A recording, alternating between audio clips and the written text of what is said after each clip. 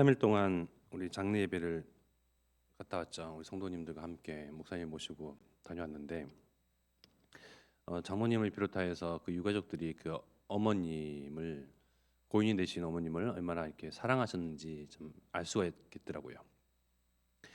그래서 90이 이제 훌쩍 넘게 오래 사셨지만 아쉬운 건 아쉬운 거죠.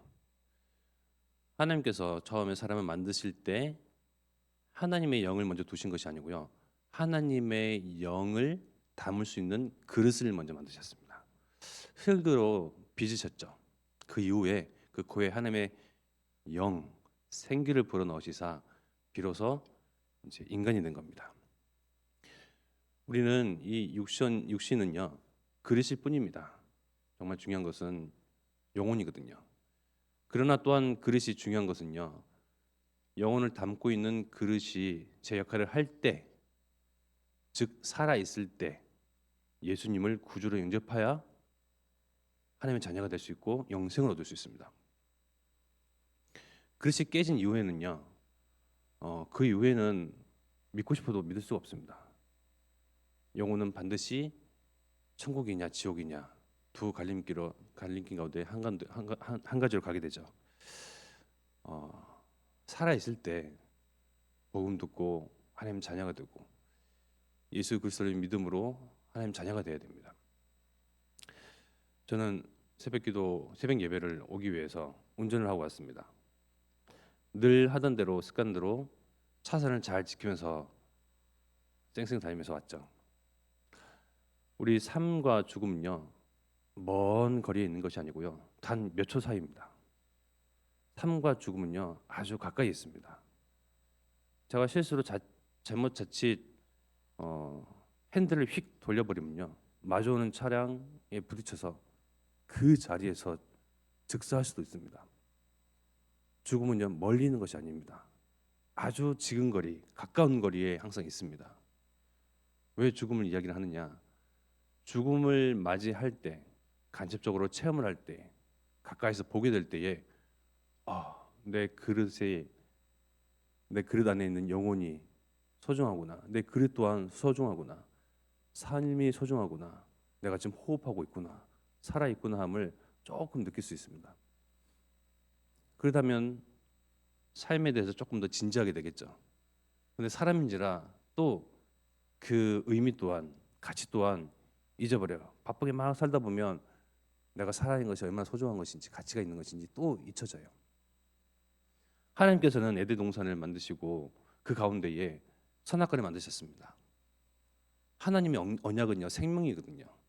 하나님의 언약은 죽이기 위해서 만든 것이 아니고 살리기 위해서 생명이 이어지기 위해서 하나님께서 언약하셨습니다.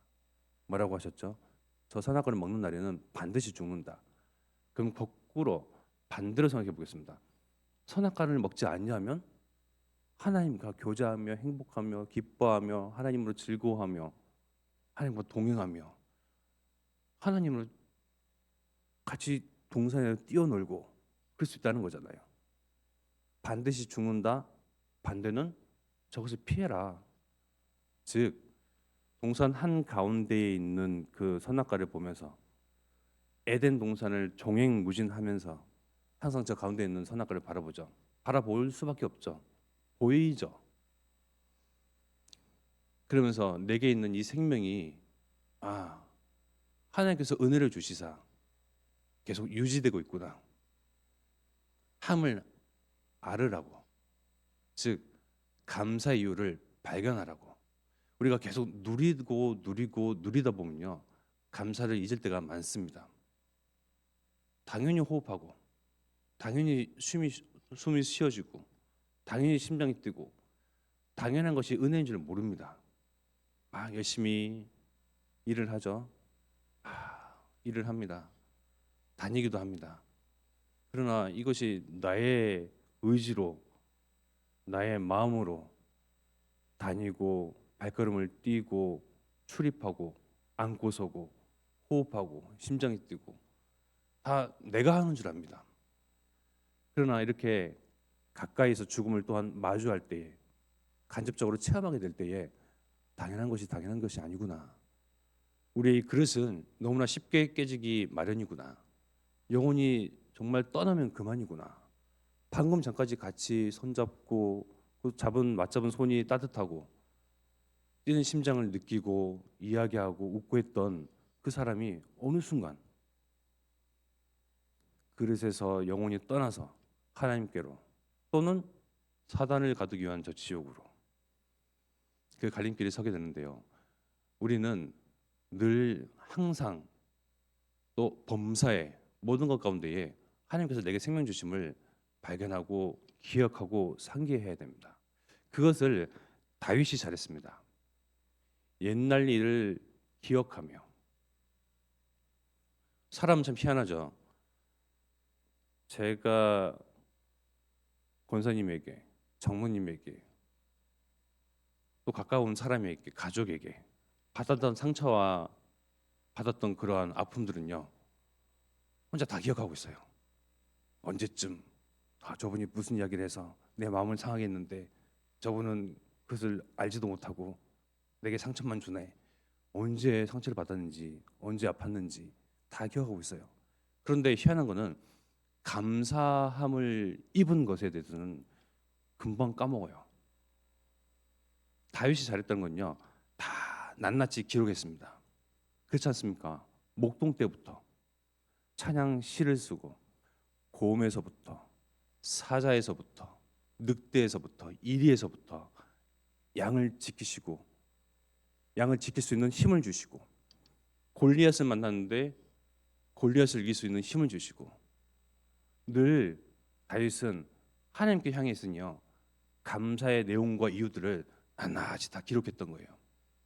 쉽게 말하면 이번 우리를 치면 늘 사문 속에서 기도 수첩 가운데에 내게 감사한 것들 하나님께서 내게 베푸신 은혜들 다 기록했던 겁니다. 그러니 옛날 일을 떠올리며 기억하며 보며 읊조릴 수가 있는 거죠.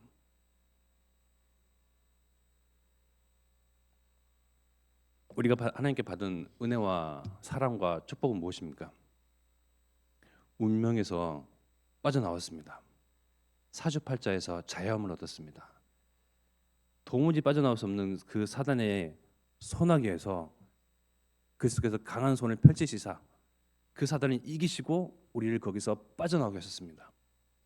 영원히 죽을 수밖에 없는 죄 가운데 있는 우리를요 건져내셨습니다. 주님께서 단번에 십자가에서 자신을 들이신 이후에 이루어진 일들입니다. 이것이 우리가 믿어지고 들려지고 마음에 담겨지고 아멘이 되고 감사하고 기뻐하게 되는 그런 순간이 언제였죠? 하나님께서 내게 베푸시는 은혜, 우리 가정에게 우리를 지키시고 우리와 함께 하시며 늘 인생 가운데서 나를 살펴보시고 나와 함께 하시는 그런 순간들은요 그냥 감사했다, 감사하다라는 것으로 뭉퉁거려서 생각하게 되고요. 속상했던 거, 내가 그렇게 기도했는데 간구했건만 응답하지 아니하셨던 거, 나의 마음을 상하게 했던 그런 말들, 사건들, 문제들은요 낱낱이 다 기억합니다. 참 희한해요. 감사를 그렇게 낱낱이 기억하면 늘 내 마음에서 기쁘고 늘 하나님 항상 감사하고 늘 좋으신 하나님이시오 하나님을 즐거워하고 그럴 수 있을 텐데 문제만 사건만 갈등만 눈물만 상처만 그 말만 기억이 나죠. 우리는 반대로 해야 됩니다. 그런 것들은 싹 잊어버리고 지난 것, 예전 것, 과거 일은요 잊을수록 좋죠. 마음에 담으면 담을수록 병이 날 수밖에 없잖아요. 그런 일들 가운데서도 하나님께서 나를 건지신 것, 생명 주신 것, 나를 자녀 삼아 주신 것, 그리스도를 알게 하시고 듣게 하시고 믿어지게 하신 그 은혜, 이런 것들을 우리가 낱낱이 기록하며 또 떠올리며 상기하고 기억하며 그것이 감사로 이어지고요. 감사는요 또한 치유로 이어집니다. 내가 치유되니요, 나를 살리니요, 내가 기쁘니요, 내게 있는 생명이 또한 전달이 됩니다. 다윗은 우리의 신앙의 선진입니다. 믿음의 발자취를 먼저 걸어갔던 분이죠.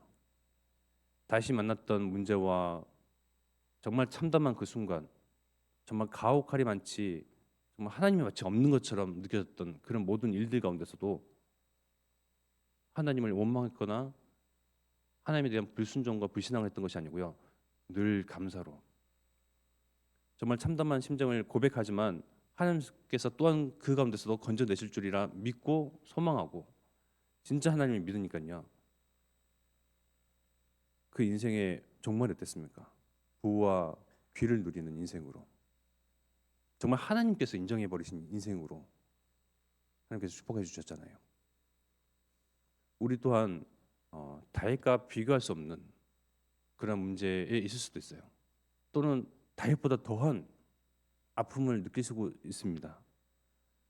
그러나 우리의 믿음의 그런 조상, 선진의 하나님과 함께했던 동행했던 그 발자취를 우리가 보면서 겪는 질로 또 말씀을 통해서 들음으로써 보면서 그 신앙과 믿음이 나의 믿음 되기를, 나의 믿음 되고 내게 담겨진 그런 내가 담고자 했던 그런 마음들이요 나의 신앙이 되고 믿음이 되고,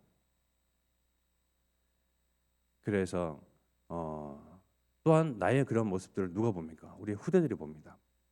우리 자녀들이 보고요. 우리 교회 주일학교 학생들이 봅니다. 문제와 사건과 갈등과 참담한 일과 어려움이 있지만 우리 교사 선생님들은 진짜 하나님을 믿으시구나. 저 또한 주일학교 어릴 때부터 교회에서 그야말로 생활했기 때문에 그 가운데서 기억이 남는 몇몇 분들이 계세요. 정말 하나님을 사랑하고 하나님 믿기를 소망하고 정말 믿음을 지키시려고 했던 그런 권사님, 집사님, 정우님 또 교육자들이 있는데요. 우리 후대들에게 있어서 기억에 남는 그런 교사로 내가 된다면 그 또한 우리에게는 영광이거든요. 우리 후대들에게 있어서는 우리 또한 그들의 신앙의 믿음의 발자취, 그 믿음의 선진으로서 선배로서 앞선자로서 우리가 걸어간 그런 신앙의 발자취를 그들 또한 걸어가게 됩니다. 우리는 어떠한 그런 신앙의 본을 보여야 되겠습니까? 상처를 깊이 내 안에 각인시키고 옛날에 있었던 그런 문제들을 여전히 떠안고 있고 수고하고 무거운 짐을 내가 홀로 그냥 짐을 매며, 그것이 아니고요. 짐은 예수님께, 문제가 오면 하나님께 토스. 나는 하나님과 함께하는 것으로 즐거워하고 기뻐하고 충족되고 충분하고 충만하고 정말 그리스도로 끝내고 다 벗고 힘없는 그 신앙의 비밀을요 남겨야 되겠습니다. 하나님께서 나와 우리 가정과 또 우리 교회에게 품으신 뜻이 무엇입니까? 그 뜻을 구하고 그 뜻을 바라고 소망할 때 하나님께서 들으시고 응답하십니다. 먹는 거, 입는 거, 마시는 거, 사는 거는요 경제가 어렵고 문제가 많다고 하지만 전쟁이 여기저기 터지고 기후 변화로 인해서 어려움을 호소하지만요 정말 하나님께서는 살아계시사 그들 가운데서 우리를 지키시고 보호하시고 인도하시지 않습니까? 우리의 과거 인생에 또한 많은 어려움과 정말 수많은 문제와 갈등과 아픔들이 있었는데 그 가운데서 하나님께서 우리를 건지시고 인도해내시고 지금 내가 호흡하고 있는 이 순간까지, 내가 심장이 뛰는 지금까지 내가 살아있다는 증거는 하나님께서 나를 보호하시고 우리를 인도하시고 함께 하셨잖아요.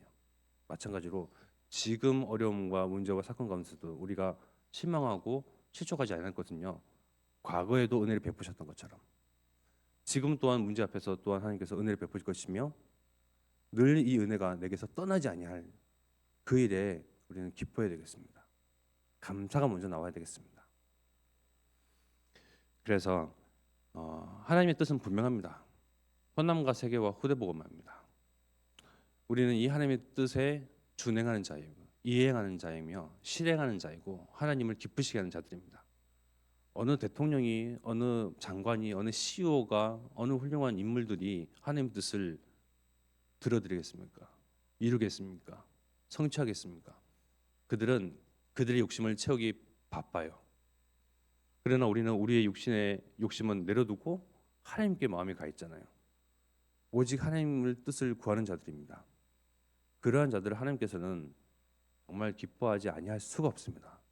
모든 것을 다 주고도 남을 그런 자들입니다. 그래서 확신 가지시고 정말 이 언약 가운데서 내가 기뻐해야 할 이유, 감사의 거리, 정말 하나님 앞에서 낱낱이 읊조리고 고백하고 상기하고 떠올리면서 정말 찬양으로 시작하시고 정말 언약 붙잡고 뜻을 구하면서 기도로 항상 쉬지 아니하고 그것만 하나님께서 우리 바라시는 거거든요. 항상 기뻐하고 밤새 감사하고 쉬지 말고 기도하라. 나머지는 하나님께서 다 하십니다. 우리는 내가 할 수 있는 이것만 하면 됩니다. 그럼 하나님께서 어떻게 성취하실지 2024년 정말 하나님께로 24 고정되어 있는데 하나님의 일을 당신께서 스스로 어떻게 문을 여시고 역사하시고 인도하시고 성취하실지 우리는 볼 뿐입니다. 우리가 본 것을 전달할 뿐이죠. 이 일에 정말 쓰임 받는 주의 종으로서 여생을 남은 인생을 기뻐하고 감사하기를 정말 소망합니다. 이 시간 합시와 기도드리겠습니다. 우리에게 모든 행하신 은혜와 그러한 구원의 역사와 하나님의 축복들을 낱낱이 정말 되뇌이면서 기억하면서 하나님 앞에서 기뻐하고 내게 생명 주시고 내가 지금 호흡하시고 심장